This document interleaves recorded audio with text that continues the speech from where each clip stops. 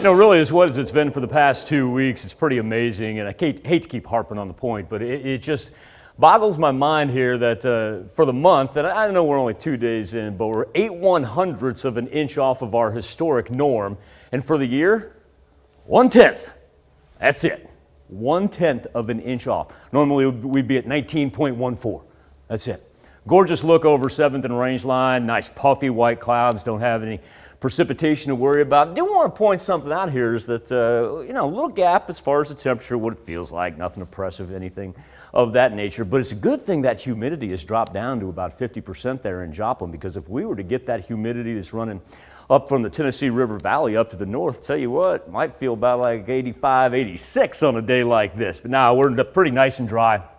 Temperatures ranging anywhere from about 50 to 60%, and that's easy to deal with. 74 right now in Miami, 78 in Welch, and 76 in Lamar, 77 in Carthage. Thought we may get an 80 on the board there before it was all said and done, but I tell you what, you take into consideration of where we were at this point in time yesterday, we are among the national leaders for the biggest 24-hour temperature change. Let's go ahead, throw Minot, North Dakota up there as well. They got an 11-degree change. And of course, the reason that they have that is because of that big ridge of the jet stream that's been hanging out to the west all week long. We're talking about stifling temperatures for them in the beginning of June. Minneapolis at 83, Grand Forks at 84, Cody, Nebraska at 83. Now, this is not like the record-setting heat that they had for areas of Portland and Seattle, whether it be Minneapolis, Grand Forks, or Cody, and it's not true that if you blink twice, you've missed the town of Cody. That is not true.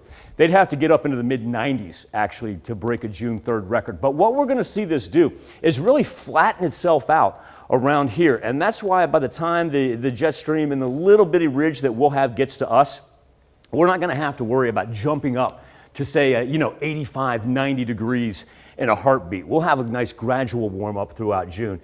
We've got high pressure systems, bookend and low one, and then do the opposite on the other side from the Ohio River Valley down to us. But the nice thing is that thing is pretty much sitting right on us. And you see little intrusion of the high pressure in there.